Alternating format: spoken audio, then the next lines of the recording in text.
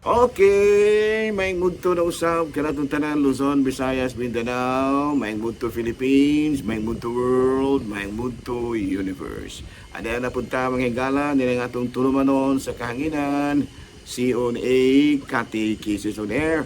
O ako lang gihapon kini inyong mubus nga alagad, Reverend Padre Edwin Academiaca.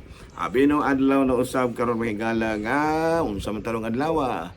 Sabado, no? Sa uno na kini sa bulan sa Agosto. Uy, Agosto na gyud mahigala, no? Kagahapon, July 31, karon Agosto na gyud, no? Unya balik-balikan nato mahigala.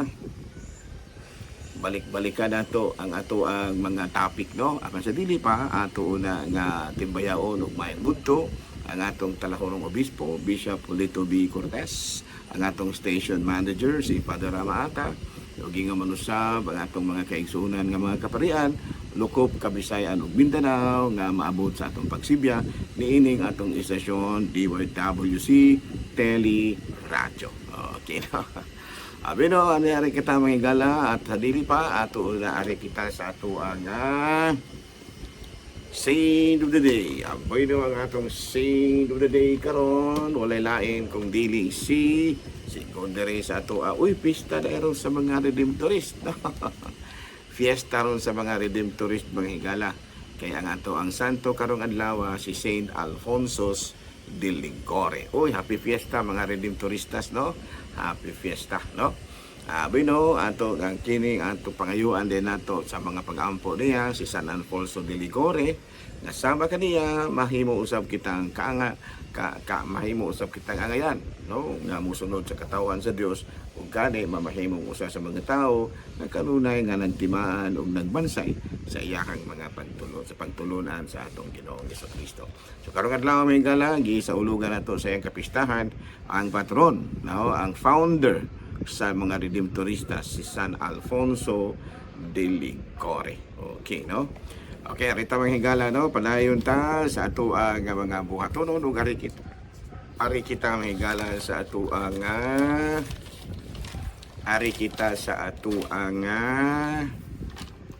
kanang CBCP News, PayPal envoy si Archbishop John Brown nagkanayon nga the church hidden treasure is Christ, not its institutions. So, sa ato pa ang pinakabahandi gidi ay sa Katolikong simbahan mao si Kristo. Dili mismo ang simbahan, no? Kung dili mismo ang si Kristo mismo mo ato ang pinaka hidden treasure, no? Mo kana ang gihimong pamahayag usab ni PayPal envoy to the Philippines nga mao si Archbishop John Brown.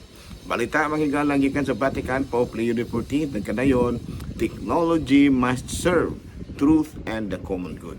O nga sa ato pa ang teknolohiya ay pinagayod kining artificial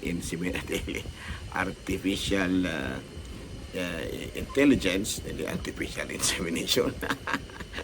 AI, artificial intelligence must serve truth and the common good. Dili mahimo nga kining gitawag nato kasangkapan sa mga sayop nga pagtulunan. Okay, no? Alalaw, padayon tawag gala sa atong topic kagahapon, ang presensya sa mga santos dito sa langit. Okay, no? Binos kagahapon mga gala ato nga gipadayag nga ang mga santo tuag gyud sa langit, no? Ang mga matarong nga nahingpit na, no? Ang mga tao nga matarong nga nahingpit na asa naman ron tuwa na sa langit, no? Unya ato silang mabasahan dito sa Revelation chapter 9 verse 6, no? Matud pa tapos niini nadungog ko ang daw hilabihang panha sa dakong panon sa katawhan sa Dios dito sa langit nga nag-ingon, daiga ang Dios, daiga ang kaluwas, daiga ang Dios ang kaluwasan, ang himaya ug ang gahom iya sa atong Dios, no? Katawhan dito sa langit, no? Tatlo pa kining mga tawo nga nahingpit na tuwa na sa langit. Noon niya sa Revelation chapter 5 verse 8, sa dihang gihimo niya kini ang upat kabuhing binuhat ng hapa at ubangan sa nating karnero. Ang matang usa kanila may dalang alpa o mga bulawang palaksan nga puno sa insenso nga mao ang mga pag-ampo sa katawhan sa Dios. Ayan, no? Sa ito pa, kining mao nga mga pagtulunan na mga higala, mao kini ang gihisgutan sa 3 levels of church in Christian theology. Unsa ganito ang 3 levels of church in Christian theology? Ang simbahan di ay atulay tulo ka hutong. Ang church militant, no, kinsa man ning church militant, kita of course, gitawag kita og Pilgrim Church. Unya church penitent, ang tuwa pas purgatorio, no? Unya church triumphant, mao na kini ang mga saints and angels in heaven. Mao kini ang mga tawo nga nahingpit na nga atuan na sa langit sigon sa atong mabasa sa Revelations chapter 9 verse chapter 19 diay, no? Revelation chapter 19 verse 6 o Revelation chapter 5 verse 8. Okay, no? Gani ang mga santo nga tuwa na sa langit, maginampuay gina siya kay mo na gitawag nato sa ato ang pagtulunan o communion of saints, no? Nga kitang tanan maginampuay ta, mga tuwa na sa langit, mga tuwa na sa naapa diri sa purgatorio ug usab naapa diri sa yuta, no? Kay gani matud pa kung atong basahon sa ikaduhang sulat ni San Pablo, ikaduhang sulat sa Maccabees chapter 12 verse 45, tungod ining malig-on og Dios nung mga handom una-una na ang tanang tawo nga nagtuo sa Dios, ang tanang tawo nga nagtuo sa Dios makadawat og usa ka ganti nga kahibulungan. Si Judas nag-andam alang sa usa ka kahalad aron malingkawas ang nangamatay sa ilang mga sala. Mo ni mga tao to purgatorio.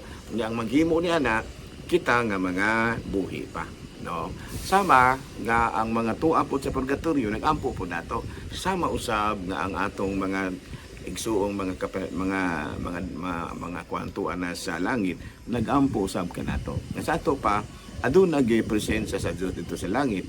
Ang presensya sa mga santo dito sa langit ug kanunay nagampo kanato. Sama nga kita usab nagampo alang sa mga tuwa pa sa purgatorio. Mo na gitawag sa atong pagtulunan Katoliko nga Communion of Saints. Bino, balik-balikan gyapon nato ng mga pagtulunan na ha.